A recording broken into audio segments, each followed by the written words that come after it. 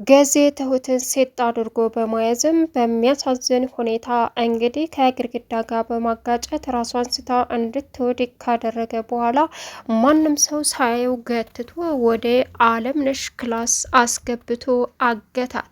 በዚህን ሰዓት ትሁት ብትፈለግ ስለጠፋች አባባ የመጨረሻ ከመጨናነቁም ብዛት ለናቴ ደውሎም የሆነ ነገር ማድረግ አለብን ሲለውም የትሁት አባት አታስብ እኔ የማደርገው መላለይ በማለትም ነገረው። በዚህን ሰዓት ገዜን በፖሊስ ቁጥጥር ስር እንዲውል የሚያደርግ መረጃ ከገዜ ቢሮ ገብቶ ናቲ ስላወጣ አሁን ላይ እሱን እድሜ ልኩን እስር ቤት የሚያስቀር ወንጀል አገኙበት። በዚህን ሰዓት አባባ ይህንን ወንጀል አግኝቻለሁና እሱን እስር ቤት መቀመቅ እስከ ወዳኛው የሚከትና የትሁትን ልጅ ነጣ የሚያወጣ አለ።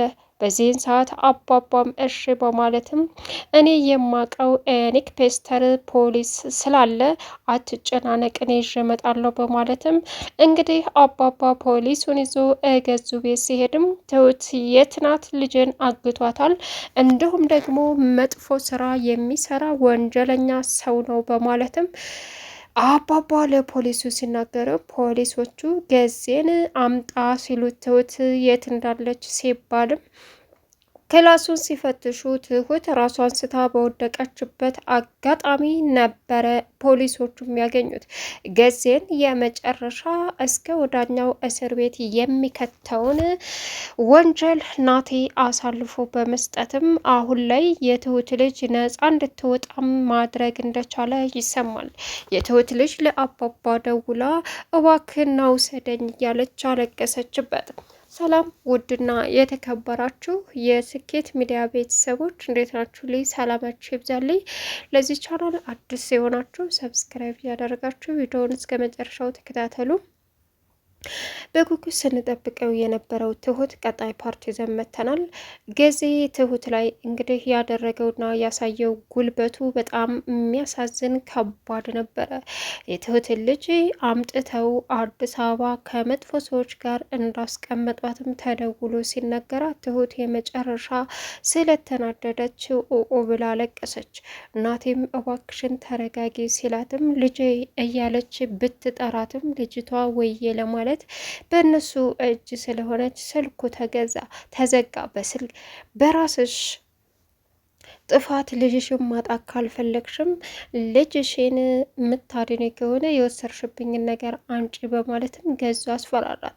በዚህን ሰዓት ትሁት ልጄ አንድ ነገር ብትሆን እገላችኋለሁ፣ ልጄ የት ናት? ልጄን ስጠይ በማለትም ገዙን ሴት አድርጋ ስትይዘው ገዙ እንግዲህ ታግሽሻለሁ ወደዛ ሂጂ በማለትም ከግድግዳ ጋር በመጋጨት ራሷን ስታ ከወደቀች በኋላም ወስዶ ባዶ ክላስ አለምዬ የሚያገትበት አስቀመጣት። በዚህን ሰዓት ትሁት ተነጋም ከመሸም ያልታየችው ክችን እንደ ልማዷ ሳሎን እንደ ልማዷ ያልተንጎራደደችው ናቴ ትሁት ስላሳሰበችው እንግዲህ በሰላም ቤት መቅረብ ጀመረ። ጥሩ ጥሩ የሆንከው ዛሬ ምን አጌተህ ነው እያለችም ቤትም እንግዲህ መጠርጠር ጀመረች። ወይስ የአባትህ ሚስት ማሽኮርመም ነው ዛሬ ስትለውም ቆንጆ ነሽ እያለም እንግዲህ አሞቃት። ሌላው በእርግጥ ናቲ ለትሁት አባዬን ወንጀል የሚያስገባ የእድሜ ልክ እስራት የሚቀጣው ወንጀል አግኝቼበታል፣ እሱን በዚህ መንገድ ካልሆነ በምንም ልናሸንፈው አንችልም አላት። እሷም እረ እባክህ ተው አለችው። ግን ከዛ በፊት ልጄ ነፃ መውጣት አለባት ስትለውም እመኚ ትሁቴ ሁሉም ነገር ይሳካል አላት። ነገር ግን የሚያሳዝነውና ከባዱ ነገር አሁን ላይ ገዜ ትሁት ላይ ችግር ፈጠረ። አባባ ላይ ደውሎ እንዴት ነህ ሲለው ደህና ነኝ ማልበል እያለ አባባም አውቆ እንዳላወቀ አናዘዘው። በዚህን ሰዓት እሱም እንግዲህ እኔ የትሁት አሰሪ ነኝ እንዳላወክ አትሆን፣ ይህን ስልክ ከዚህ በፊት ታውቀዋለሁ ሲለው ንገረኝ ማንነትህን እኔ ማን አውቃለሁ አለ። በዚህን ሰዓት አባባ እንግዲህ ማንነትን ካልተናገር ከዘጋዋለሁ ሲለውም የትሁት አሰሪ ነኝ አለው። ገዛኸኝ ነህ እንዴ? አዎ ትሁት ተኔ የሆነ ነገርን ወስዳለች፣ እሱን ወስዳ ሰጥታለች ሲለውም እኔ ልጅ ሌባ አይደለችም ዘራፊም አይደለችም፣ እኔም ደግሞ ከዘራፊ ጎን አይደለሁም፣ በፍጹም ተዘርፎ የመጣ ነገር ከቤቴ አይገባም ሲለውም እሱን በደንብ ታውቃለህ፣ ከማን ጋር እየተሳፈክ እንደሆነ አላወቅከውም፣ ስለዚህ ሌላ ችግር ሳይፈጠር አምጣ አለው። እሱም እማቅልህ ነገር የለም አርፈ ብትቀመጥ ነው የሚሻለው።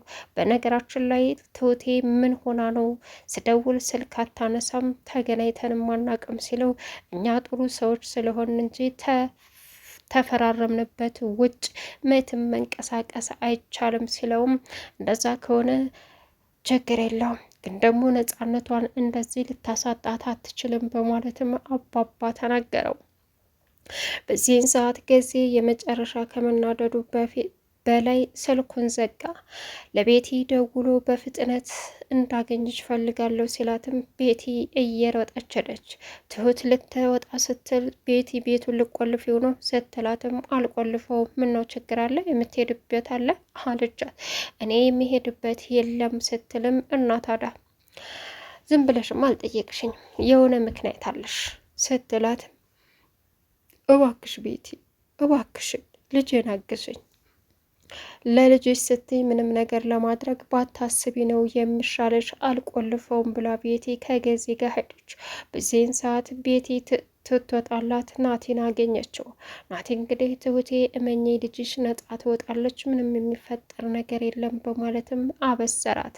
በዚህን ሰዓት እሷ ግን ግራ ተጋብታ ባለችበት ሰዓትም ናቲ ቅድም ስለ ጮኩብህና ስላስደበርኩ ይቅርታ ስትለውም እሱም ምንም ችግር የለው ትሁቴ ይረዳሻለሁ፣ ግን ደግሞ እመኚ ልጅሽ በቅርቡ ነጻ ትወጣለች ሲላትም እሺ አለች።